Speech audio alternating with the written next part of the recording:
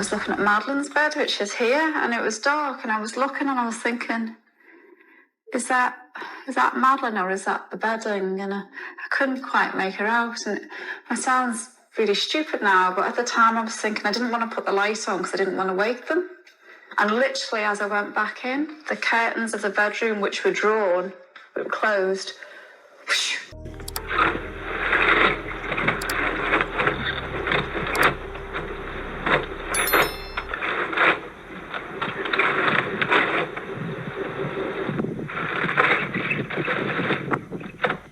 While no direct evidence has ever tied Gerry McCann to his daughter's disappearance, some of his interviews have drawn scrutiny, particularly when questions arose over how he described entering the apartment and how he reacted in the crucial moments after Madeleine went missing. Nearly 20 years later, Gerry remains a figure who divides opinion, a father who has never ceased searching for his child, yet whose words, decisions, and silences continue to spark quiet but persistent doubt. At 9:05 p.m. on the 3rd of May 2007, Gerry left the dinner table to check on the children. His later account was striking in its simplicity. He walked to the apartment, entered, stood briefly at the bedroom doorway, saw Madeleine asleep, and returned. He said the entire check lasted no more than a minute. But what invited lasting scrutiny was not what he saw, but how he gained entry. In his first official statement to Portuguese police, Gerry said he went through the locked front door with a key. 6 days later, he revised this, saying instead that he entered through the unlocked patio doors at the rear. Why the change? Why would a trained cardiologist, accustomed to precision, alter such a central detail of the timeline? The difference was not trivial, as leaving the patio doors unlocked altered perceptions of how secure the apartment was. Gerry never gave a public explanation. Some considered it a simple mistake under pressure. Others thought it undermined his credibility. Investigators quietly noted the discrepancy. Another detail also stood out. Gerry consistently emphasized that the distance from the restaurant to the apartment was short, about 50 meters. At one point, he even quoted it as 49.4 meters, suggesting a direct line of sight. Yet physical inspections and photographs later showed that parts of apartment 5A were not visible from the dining spot, including the bedroom window where Madeleine slept. To some, this seemed like a minor issue. To others, it mattered a great deal. At 10 p.m., Kate McCann returned to the apartment and raised the alarm. She reported that the bedroom window was open, the shutters lifted, the curtain blowing inward. Gerry's response, according to witnesses, was calm and measured. He quickly began organizing searches and giving instructions. Some saw this as composure in a crisis. Others found it strangely restrained. Why wasn't he visibly panicked? This debate extended to his media appearances. In early interviews, Gerry came across as articulate and controlled, but viewers expecting raw emotion often described his tone as distant.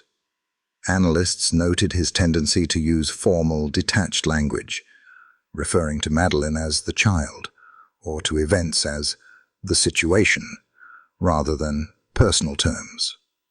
This kind of phrasing can suggest psychological detachment. It is not proof of anything, but it is often considered noteworthy. The timeline between 9:05 and 10 p.m. became critical. Another member of the dinner group, Jane Tanner, claimed she saw a man carrying a child across the street around 9:15 p.m. At the time, she did not alert anyone, as no one yet knew Madeleine was missing. The sighting later became pivotal. If accurate, it could mark the moment she was taken. But who was the man? Then came the statement from Martin Smith, an Irish tourist who said that around 10 p.m. he saw a man walking toward the beach carrying a blonde child. Weeks later, after seeing footage of the McCanns returning to the UK, Smith claimed he was 80% certain the man resembled Gerry McCann. The build, the gait, the way he carried the child. The statement was never corroborated, yet it remains one of the most debated pieces of witness testimony. If accurate, it would suggest Gerry was away from the apartment as Kate discovered Madeleine's absence. If not, it means little. But in a case with so few certainties, it lingers. Police also noted there were no signs of forced entry. The shutters showed no damage, the flower beds no footprints, and no fingerprints were found on the window ledge. Yet Gerry and Kate consistently said they believed an intruder entered through that window. Why insist on a break-in when the physical evidence did not support it? The patio doors became central again. Gerry had changed his account once. If they had been left unlocked, as he later admitted, an abductor would not have needed to force anything. But if so, why stress the window? The so-called Tapas 7, friends dining with the McCanns that night, offered overlapping but sometimes conflicting accounts of their checks on the children. Some said Gerry returned around 9:10, others said closer to 9:15. Inconsistencies in timing and vague details made it difficult to reconstruct the 55-minute window during which Madeleine disappeared.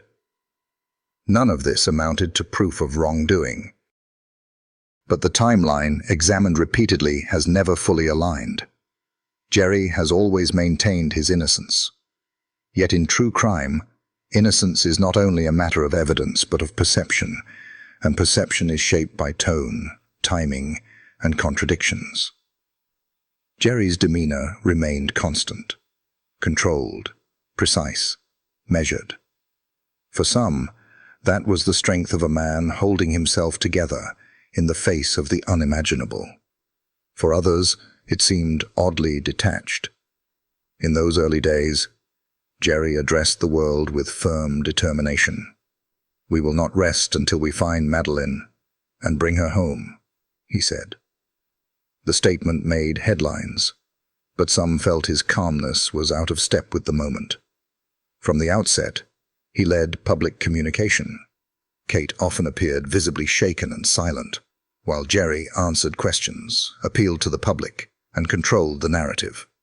Supporters said this reflected his professional training. Composure under pressure was part of his life as a doctor. Critics, however, thought it looked rehearsed. Emotional restraint can be a coping mechanism, or it can appear as something else entirely. Public sympathy began to shift when British forensic dogs were introduced into the case. They alerted to specific areas in the apartment, and in a rental car, the McCanns began using weeks after Madeleine's disappearance. Samples were collected, but the DNA analysis proved inconclusive. Portuguese authorities reconsidered their direction. So did the media.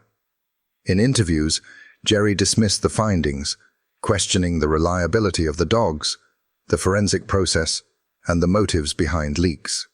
He argued it was implausible. "We were checking on the children every half hour.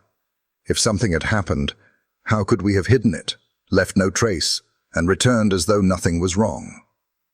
His reasoning was logical to some, but critics pointed again to the lack of visible anguish. Analysts noted his distancing language, calling it a disruption of normality. Again, not proof, but an interesting linguistic choice. The pressure intensified in September 2007 when Gerry and Kate were formally declared arguidos, or suspects, by Portuguese police. This limited what they could say in public. Gerry's interviews became shorter, more guarded. "We can't comment on that," became a repeated phrase. His body language shifted. Folded arms, lowered voice, darting eyes. Journalists picked up on it. So did the public. Online discussions dissected his every word and movement, searching for meaning where clarity was scarce. Online communities scrutinized Gerry McCann's every movement. A fleeting smile during one press conference, whether born of nervous exhaustion or something else entirely, became a point of obsession. On social media, speculation grew aggressive, with hashtags accusing him of dishonesty and conspiracy channels gaining traction. Through it all, Gerry stuck firmly to his script, managing the family's public image with consistency. He spoke at events, launched the Find Madeleine campaign, and coordinated legal responses, while Kate withdrew, overwhelmed by the emotional strain. To some, his resilience was admirable. To others, it looked like strategy. One commentator remarked, "He speaks like a politician, not a father." The narrative sharpened further when details about the family's rental car came to light. Hired 25 days after Madeleine's disappearance, the vehicle was inspected by forensic dogs who signaled interest, and traces of bodily fluids were reported. Partial DNA matches to Madeleine were suggested, but later deemed inconclusive. British experts cautioned that the results were not definitive, while Portuguese officials took a harder line. Public opinion fractured even more. In interviews, Gerry maintained that the evidence did not stand up to scrutiny, pointing out possible contamination and criticizing the media for spreading misinformation. Yet his analytical, structured tone, sometimes seen as dismissive, made many uneasy. When he insisted, "We believe Madeleine is still alive," the words sounded more like a press release than an emotional plea. Supporters argued he was doing what any rational person would do, protecting his family, staying focused, not allowing emotion to cloud the search. But critics pointed to inconsistencies, his lack of visible grief, his precise phrasing, even his body language, hands clasped, chin down, shoulders squared, becoming the subject of near forensic scrutiny. Matters intensified because Gerry chose not to retreat from public life. He pursued interviews, rebutted allegations, and engaged legal teams to challenge narratives. For admirers, this was evidence of determination. For skeptics, it looked like image management. The contradictions never fully resolved. Gerry McCann was simultaneously the father searching for his daughter, and the man carefully orchestrating the campaign's public face. Every word he spoke was analyzed, every silence interpreted. And although no concrete evidence ever tied him to wrongdoing, his demeanor became part of the story itself. 3 months after Madeleine vanished, Gerry and Kate appeared on the Spanish talk show La Noria. The intention was clear: to keep Madeleine's case alive in southern Europe. But the broadcast became one of Gerry's most scrutinized media moments. The studio was sweltering, tension hung in the air, and translation delays added to the strain. Host Jordi Gonzalez began gently, asking about public support and the family's campaign. Gerry answered calmly and carefully. Then the mood shifted. Gonzalez referenced reports of blood traces in apartment 5A and reminded viewers that Gerry was the last family member to see Madeleine. Gerry's posture stiffened, his jaw tightened. "All these questions are about the investigation," he snapped, before adding, "We can't comment." Moments later, he removed his microphone and walked off stage. For over a minute, cameras lingered on the empty seat beside Kate, who remained frozen. What had begun as an interview transformed into spectacle. Gerry eventually returned, apologized, and offered a brief smile. A spokesperson later blamed exhaustion and the stifling conditions, but the incident had already made headlines. Clips of the walkout circulated online, subtitled and dissected.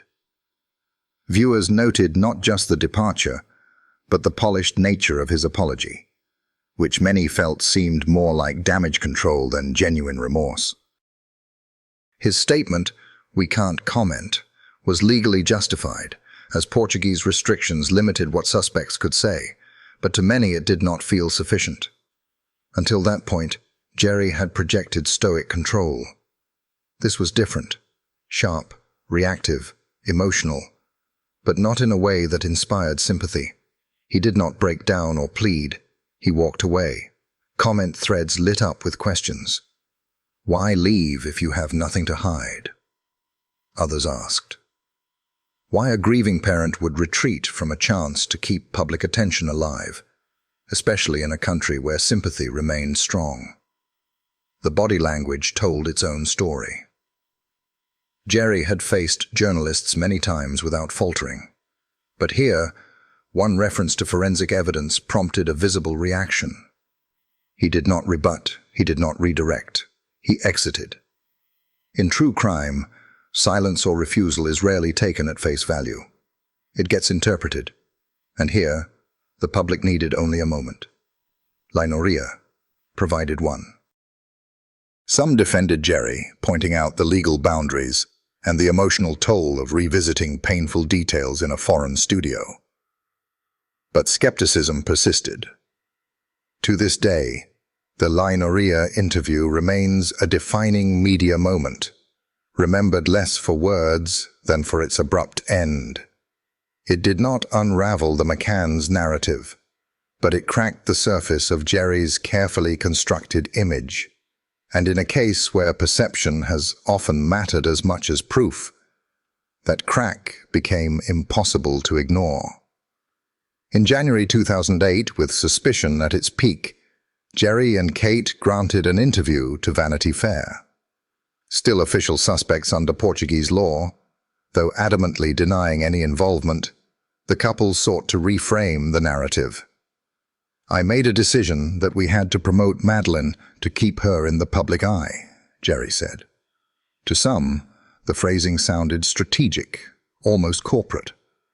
Critics seized on his choice of the word promote, arguing it reflected branding rather than grief. The focus seemed less on searching for Madeleine and more on managing how her story was perceived. Gerry also claimed, "No one has ever regarded us as suspects." The statement was direct, but not accurate. Portuguese police had publicly named both parents as arguido. Perhaps Gerry meant that UK authorities never treated them as suspects. But to readers, the line came across as misleading. When asked about the investigation, Gerry turned sharper in tone. He criticized Portuguese police for their lack of transparency and professionalism, citing remarks from Jim Gamble, former head of the UK's Child Exploitation and Online Protection Centre, who said, "We were treated like a colonial force." The implication was clear. Gerry believed British efforts had been blocked by a defensive system keen to shift blame rather than find truth. Yet once again, it was not only the content of his remarks, but the manner. His delivery was confident, direct, and controlled, never faltering, never uncertain. His physical presence was upright and assertive. In contrast, Kate appeared quieter, more subdued. The visual dynamic reinforced the same question that had lingered from the start. Who was leading this story, and at what cost to perception? When asked about the widely debated forensic reports, including the dog alerts and partial DNA samples from the family's rental car, Gerry McCann dismissed the findings outright. He described the accusations as implausible and stressed the impossibility of concealing anything significant within the short intervals between dinner checks. "It doesn't make sense," he said. Yet, many noticed a shift in his delivery at this point. His sentences grew shorter, his tone clipped, not emotional, but edged. Supporters viewed this as the strength of a man staying focused under unbearable strain, while skeptics felt it was too polished, rehearsed almost, as if the message was crafted more like a strategy than a father's cry. Madeleine's name was mentioned less frequently than expected, replaced by phrases like "the situation" or "this case." For some, the language felt detached, deliberate, and carefully managed, reinforcing a paradox. Gerry McCann appeared both as a grieving father and as a crisis manager, simultaneously appealing for support while shaping the way that support was framed. 1 year after Madeleine disappeared, Gerry once again stepped into the spotlight, not with raw emotion, but with a plan. In May 2008, The Mayday for Madeleine campaign was launched, shifting the tone from urgency to a structured media effort designed to gather information directly from the public. In an interview with The Telegraph, Gerry urged readers to bypass official channels and send tips directly to the family's private investigators.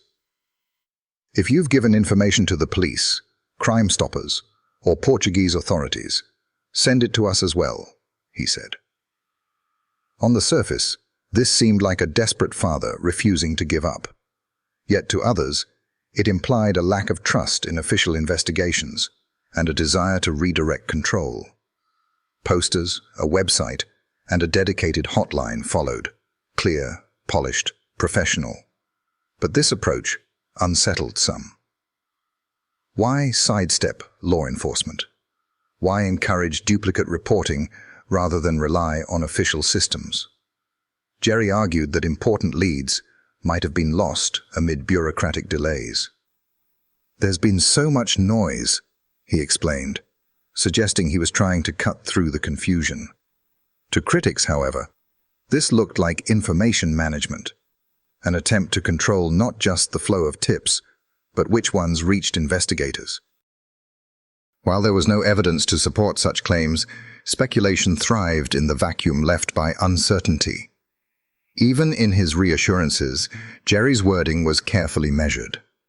"There's no evidence Madeleine has been seriously harmed," he said, pointing to American statistics showing many abducted children are eventually found alive. It was a factual and hopeful message, but again, his phrasing stood out. More clinical than emotional, more structured than spontaneous. Observers noted how consistently Gerry leaned into control, not chaos. His gestures were open, his eye contact steady, his words focused. He looked less like a defensive parent under suspicion, and more like the campaign's lead strategist. Still, his repeated use of phrases like "refocus attention" echoed earlier interviews, suggesting not just hope, but narrative management. To his supporters, this was practical. By 2008, the Portuguese investigation had slowed.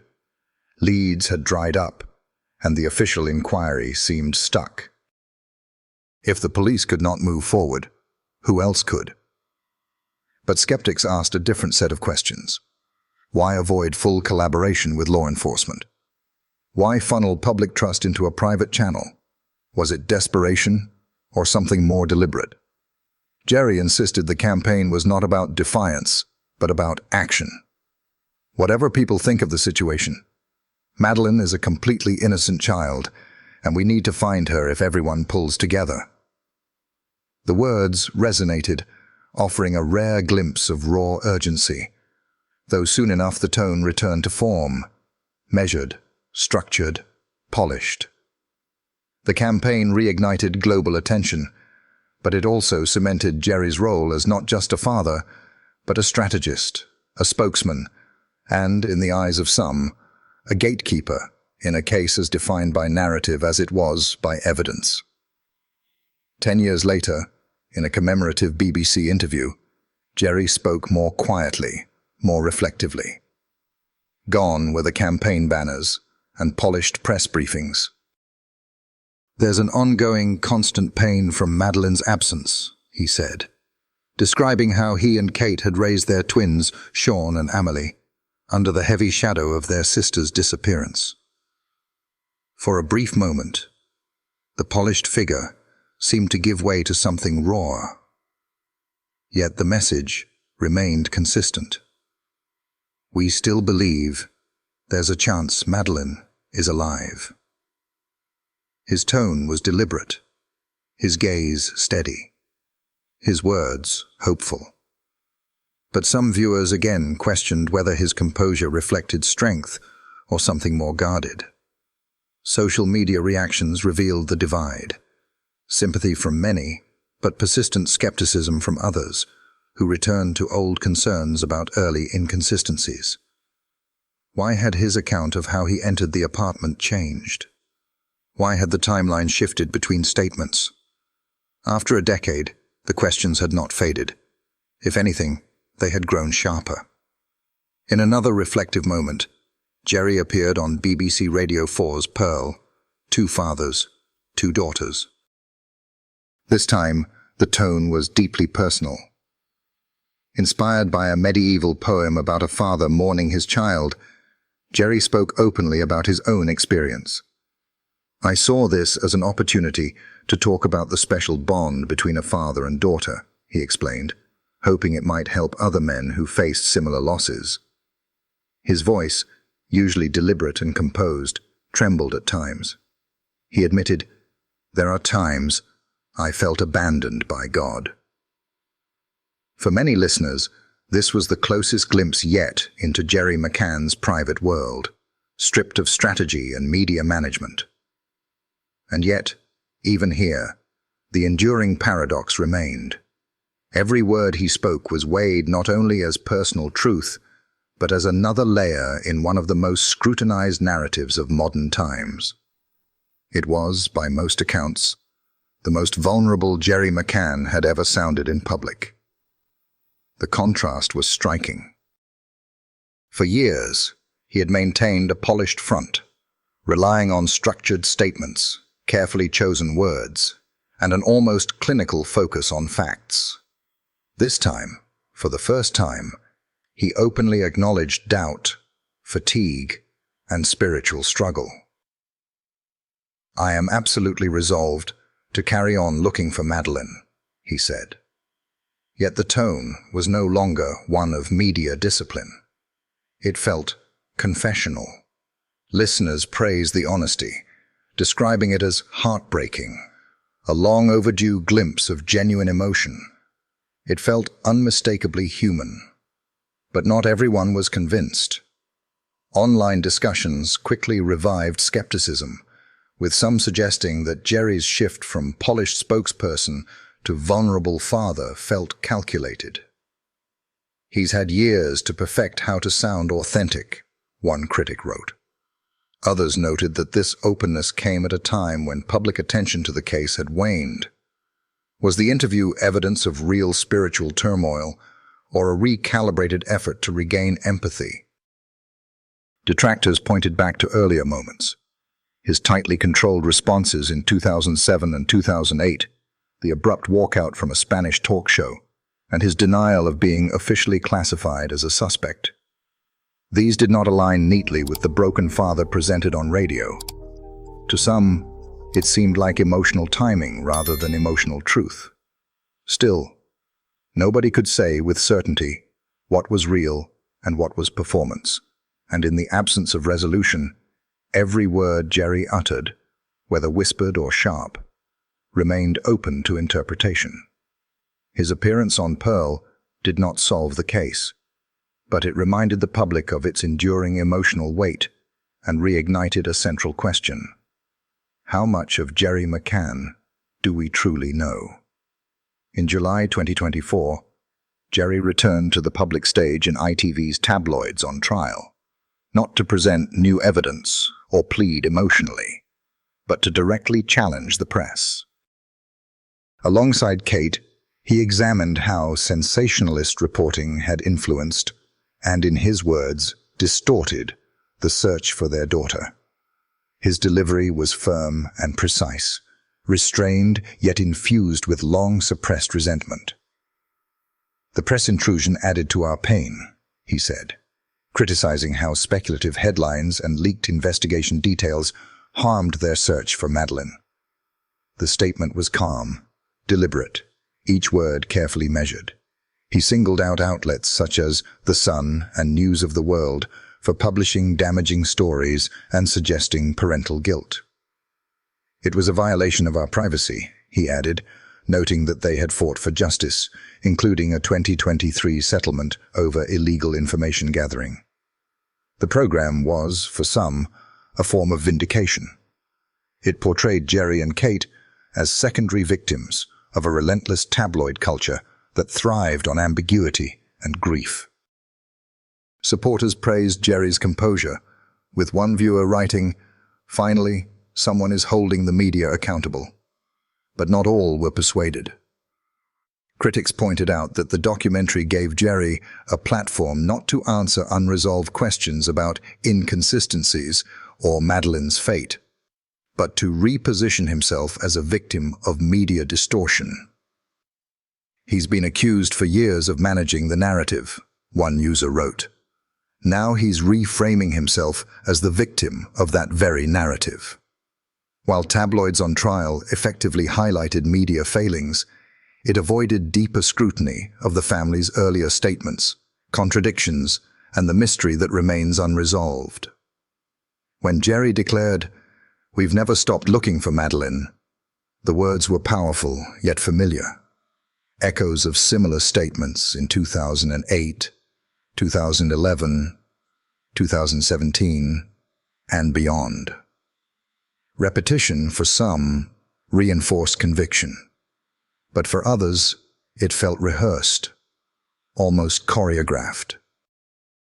Still, few could deny that the media had shaped the case in volatile ways. The question lingered.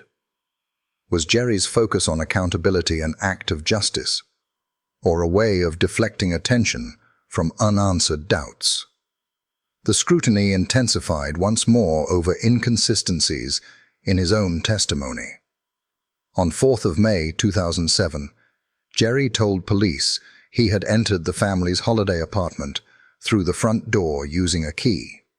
6 days later, however, he revised his account, stating he had entered through the back patio doors, which had been left unlocked. To some, this seemed like a minor, understandable confusion under stress. But to others, including investigators and an increasingly skeptical online public, it became a potential red flag. By 2024, social media accounts dedicated to the case revived debate over this discrepancy, framing it as a possible sign of inconsistency. Critics asked, if there was nothing to conceal, why alter such a fundamental detail? Though no physical evidence linked him to wrongdoing, the shift fed into a broader pattern of doubt. This skepticism deepened in September 2007, when Portuguese police formally classified both Gerry and Kate as official suspects. The move came after forensic teams claimed to have identified traces of Madeleine's DNA in 2 key places. In the rental car the couple had hired weeks after her disappearance, and behind the sofa in apartment 5A. The implication was stark, that something had happened inside the apartment, and that her remains had later been transported. Gerry rejected this outright. He questioned the reliability of the forensic process, arguing that the samples were partial, inconclusive, and possibly contaminated. Independent analysts later supported this view, noting the limitations of the testing. Still, the press seized on the narrative, framing it as DNA in the car, fueling a media storm that cast the McCanns in an ominous light. In a 2008 interview, Gerry addressed these claims head-on, calling them ludicrous. His central argument was one of logic. How could they possibly have concealed something so complex in the brief intervals between checks at dinner while under public scrutiny? He highlighted the implausibility of orchestrating such an elaborate deception under such circumstances. He also emphasized that if such a scenario had occurred, it would have required levels of calculation far beyond what grieving parents under constant attention could achieve. A further point of contention was the use of specially trained dogs during the investigation. According to police reports, the animals reacted in 2 locations, behind the sofa in the apartment and in the rental car. To investigators, this seemed to support their theory. Once again, Gerry challenged the reliability of such methods, pointing out that no conclusive DNA or laboratory-based evidence had corroborated what the dogs appeared to detect. He also highlighted the possibility of cross-contamination, given the busy environment of the apartment and the number of personnel involved in the search. In his view, without definitive scientific evidence, such findings should be treated as speculative rather than conclusive. Amid these controversies, Gerry McCann maintained a steady, though somewhat guarded, public presence. Critics interpreted his composure as emotionally detached, or even evasive, while supporters saw a man coping with extraordinary grief and suspicion, choosing rationality over spectacle. Rather than lashing out or making dramatic defenses, Gerry stuck to the facts, questioned procedural integrity, and kept his focus on what he regarded as the essential mission: finding his daughter. Even as doubts persisted in public discussion, none of the forensic tests or behavioral observations resulted in charges. The inconsistencies in his statements, the disputed DNA results, and the alerts from specialist dogs all shared one flaw. None were legally or scientifically conclusive. Yet in the court of public opinion, they cast a long shadow. To this day, Gerry McCann's credibility remains debated. What stands out, however, is his decision to respond to pressure with composure, to meet accusation with logic, and to keep Madeleine's memory alive. Whether this was a strategic choice or simply a reflection of personal discipline, his response to relentless suspicion has remained consistent: deny wrongdoing, question the evidence, and never stop searching. Throughout the intense scrutiny that followed Madeleine's disappearance, Gerry presented a remarkably composed exterior. He did not break down in front of cameras, stage dramatic outbursts, or issue theatrical proclamations of innocence. Instead, he projected quiet restraint, furrowed brows, measured words, and a voice steady, if sometimes subdued. This became a defining feature of his media presence, sparking conflicting interpretations. To some, it seemed cold or suspicious. To others, it was the necessary armor of a father determined to remain functional amid chaos. Occasionally, that reserve slipped. In a 2018 BBC Radio 4 interview, "Two fathers, two daughters," he quietly admitted, "There are times I felt abandoned by God." It was a rare acknowledgement of the spiritual and emotional toll the ordeal had taken. Even then, his words were careful, never allowing grief to spiral into outrage, blame, or pleading. This control over time became both a coping mechanism and a media strategy. Unlike many in his position, Gerry avoided confrontations with conspiracy theorists, online critics, or hostile journalists. His responses, when given, were neutral, lightly critical, but never inflammatory. Instead of fighting rumor with anger, he kept his communication focused on a single message: "We just want to find our daughter." For critics, this restraint suggested avoidance, but for Gerry, it was a form of damage control.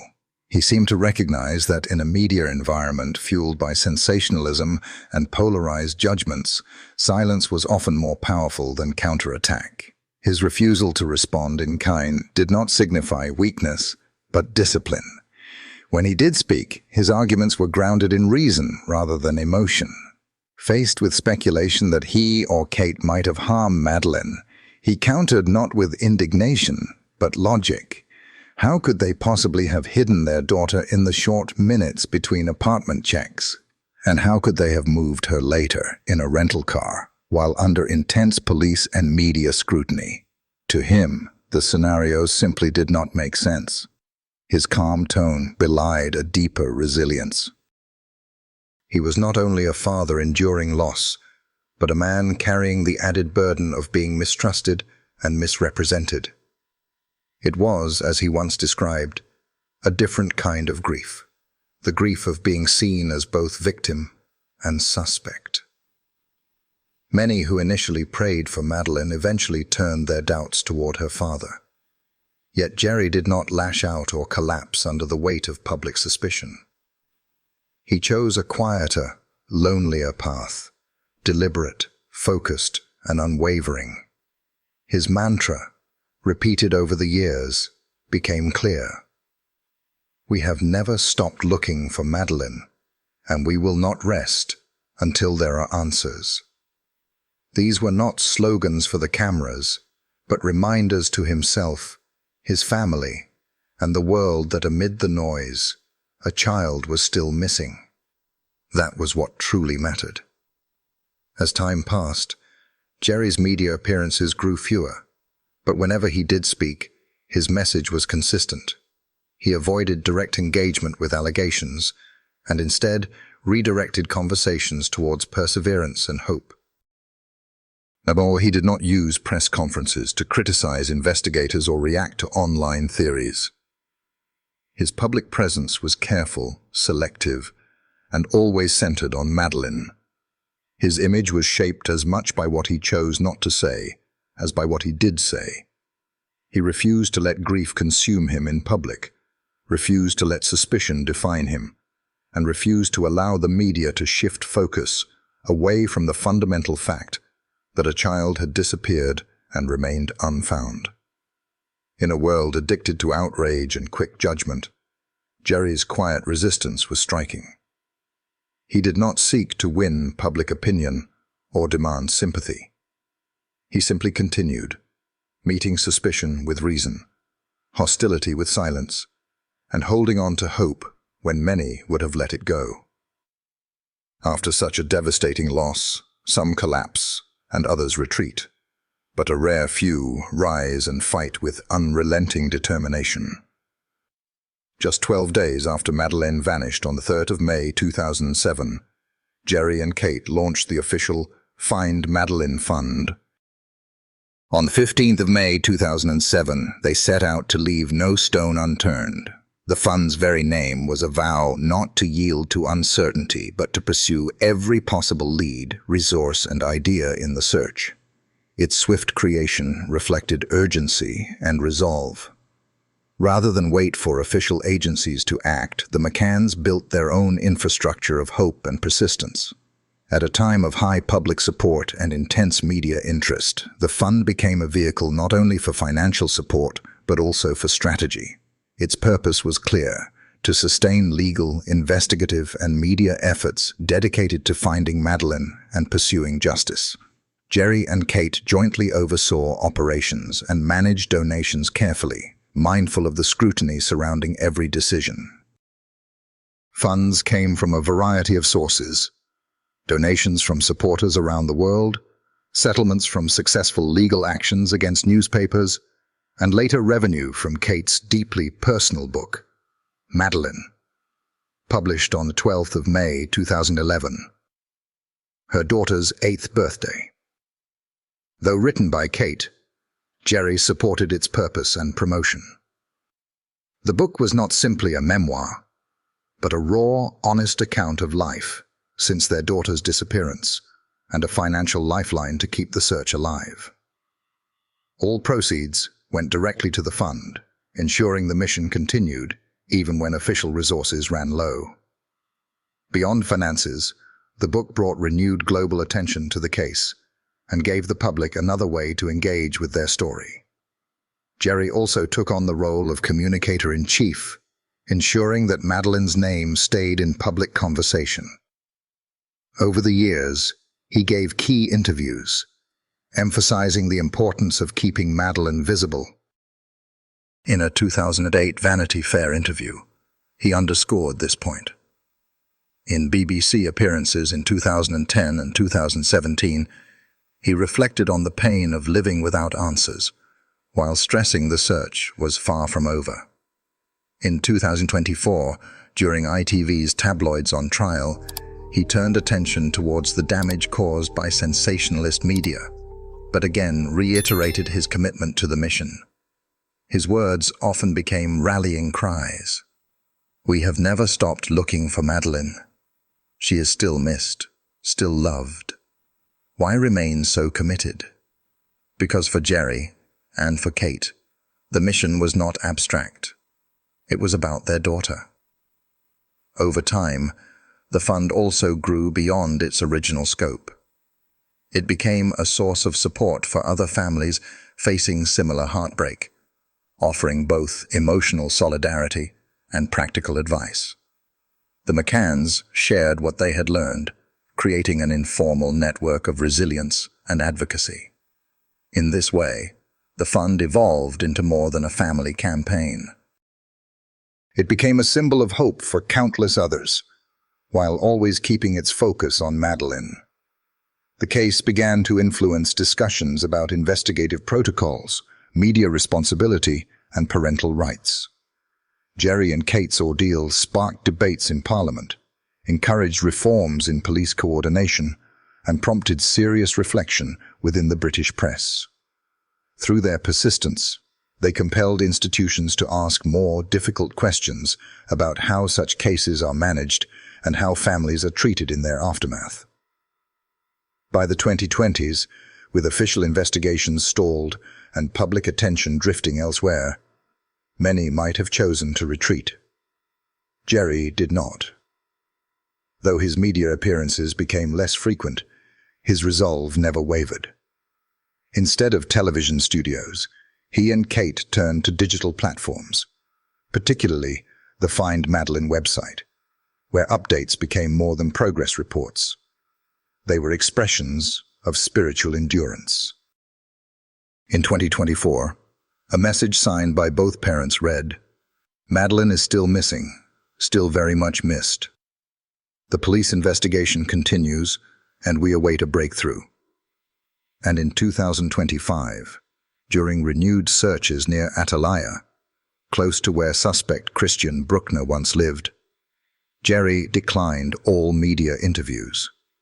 Instead, the fund issued a short but powerful statement.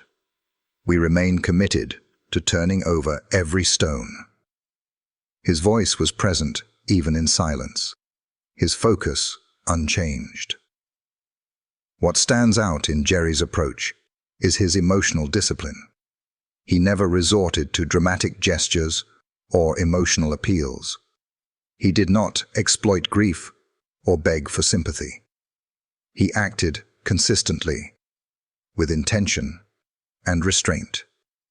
Every interview, every press release, every strategic decision aligned with the belief that his daughter could still be found. And even if the outcome proved otherwise, the continued effort became its own form of justice. Over 2 decades, Gerry endured speculation, judgment, and suspicion. He was scrutinized in the media, debated online, and misunderstood by many. Yet he did not collapse. He did not become combative. He remained composed, focused, and present. Where bitterness might have taken root, Gerry channeled pain into purpose. Today, the Find Madeleine Fund stands as one of the most enduring civilian-led search efforts in modern history. It has outlasted police task forces, outpaced news cycles, and survived in a world that so often forgets quickly. That endurance is due in no small part to Gerry McCann. His quiet, methodical leadership, his refusal to give up or disappear, became the heartbeat of a campaign born of fear but carried forward by hope. Whether Madeleine will ever be found remains unknown, but Gerry McCann has ensured she will never be erased. He has built not only a search effort, but a legacy of commitment that resonates with any parent who has ever experienced loss. The fund may have begun as a survival mechanism, a way to regain control in chaos, but it has since become something larger, a monument to the unbreakable bond between father and daughter, and to the belief that even in darkness, love can organize, persist, and act. In his words, repeated countless times, "We've never stopped looking for Madeleine." And in every action he takes, that promise endures.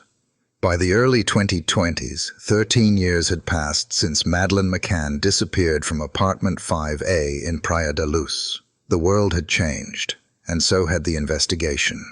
In June 2020, German authorities named a new suspect, Christian Bruckner, a convicted offender with a history of crime who had lived intermittently in southern Portugal around the time of her disappearance. For many, this was the most significant development in more than a decade. For Gerry and Kate, it brought a cautious mixture of hope and restraint. They did not rush to make headlines or issue dramatic pronouncements. Instead, they adopted a tone of dignified persistence. "We will never give up hope of finding Madeleine alive," they wrote in a rare joint statement. "But whatever the outcome, we need to know the truth." This captured the balance that has defined their journey, relentless optimism tempered by hard-earned realism. Years later, in June 2025, that balance was tested again. Acting on long-standing suspicions and new logistical analysis, German and Portuguese police launched a renewed search in Atalaya, a remote area 1.6 kilometers from the Ocean Club resort. Over 3 days, teams deployed ground-penetrating radar, forensic specialists, and trained dogs. The site was of particular interest, once linked to Bruckner, and long rumored as significant. The search recovered several items, including 2 firearms, clothing, and animal remains. Among the weapons was a 6.35mm handgun, sent for forensic testing in Lisbon. Yet by the end of the week, headlines were already fading. Early assessments suggested the firearm was not linked to the McCann case. The other findings, unsettling but inconclusive, added to the long chain of fragments in a puzzle that still lacked a center. Gerry did not appear publicly during the operation. In earlier years, he might have attended a briefing or made a direct appeal. By 2025, however, his presence was quieter, symbolic rather than vocal. It was the fund that spoke on his behalf, repeating a phrase that has become inseparable from the McCann legacy. We remain committed to turning over every stone. Away from the headlines, Gerry's life followed a quieter rhythm. He continued as a cardiology consultant in Leicester, a role he had held since before Madeleine's disappearance. He lived in Rothley with Kate and their teenage twins, Sean and Amelie, who had grown up in the shadow of a sister they could scarcely remember, but had never forgotten. Gerry rarely gave interviews now. His media presence had narrowed to carefully worded annual statements, released through the website on anniversaries and birthdays. On what would have been Madeleine's 21st birthday in May 2024, Gerry and Kate wrote, "Whether Madeleine is near or far, she is with us every day." It was not a plea for attention or sympathy, but a quiet affirmation that in their hearts their daughter remained alive. By this point, Gerry no longer clung to miracles. His conviction was not desperate faith, but a deeply rooted determination. He did not imagine dramatic rescues or sensational revelations, but neither did he accept the alternative, that Madeleine was gone. He existed in a space that few could endure, living with uncertainty, year after year, without surrendering to despair. In earlier interviews, he described the balance, sustaining hope while carrying on with life. That meant raising his children, fulfilling his work, and above all, protecting Madeleine's memory. For Gerry, that memory was not just a photograph or a date in the past. It was a living presence, reflected in the choices he made every day. The Find Madeleine Fund continued its steady work, maintaining a digital presence and evolving into more than a search. It became a platform for advocacy and remembrance. Each May, messages were released to remind the world of their mission. We are still determined to leave no stone unturned. By this later stage, the McCanns had become their own messengers. The fund acted as both voice and shield, allowing them to speak on their own terms, and only in service of the goal that continued to define their lives. What emerged during this final phase was a transformed image of Gerry McCann. He was no longer a daily figure in the news cycle. The public had ceased dissecting his body language or tone. The frenzy of accusation had faded. In its place stood something quieter, but more powerful, a man who had never stopped searching. He had become a symbol not only of parental devotion, but of endurance in a world that often demands closure before it is ready. Gerry was not chasing headlines. He was safeguarding dignity, the dignity of the unanswered. In a culture that demands spectacle and quick resolutions, he chose something different: steady, consistent, unsensational action. In doing so, he reminded the world that love is not bound by the news cycle, and that hope, even if unfulfilled, carries its own honor. To some, his persistence may appear as resignation. To those who have followed the case closely, it is strength in its purest form. Gerry has withstood suspicion, hostility, and exhaustion, and still he continues, father, doctor, protector of a legacy not yet complete. Whether Madeleine McCann is ever found remains uncertain. But in Gerry's silence, in his carefully chosen words, in the enduring phrase, "We remain committed to turning over every stone," the world is offered a different kind of closure. Not the closure of facts, but the endurance of love. For nearly 2 decades, Gerry McCann has walked a road few could bear. His name, once unknown beyond colleagues and friends in Leicester, became global overnight. Not because of fame or achievement, but through heartbreak. He was not a politician, a celebrity, or a criminal. He was a father. And that simple identity, once private and sacred, became exposed to cameras, headlines, courtrooms, and a world eager to assign blame. The disappearance of Madeleine McCann in May 2007 left a void not only in the life of one family, but also in the wider fabric of public trust. 18 years after Madeleine's disappearance, Gerry McCann remains in the storm, still holding the light, still turning every stone, still speaking hope into the silence. And that, more than any verdict, theory, or news cycle, may be the most compelling testament of all. How do you feel about the course of this case and the way it has been handled over the years? Do the recent developments change your perspective? Or do they raise new questions about what should happen next? If you were in this position, what action would you take now? Supporting ongoing searches, advocating for investigative reforms, or sharing information that could help move the story forward?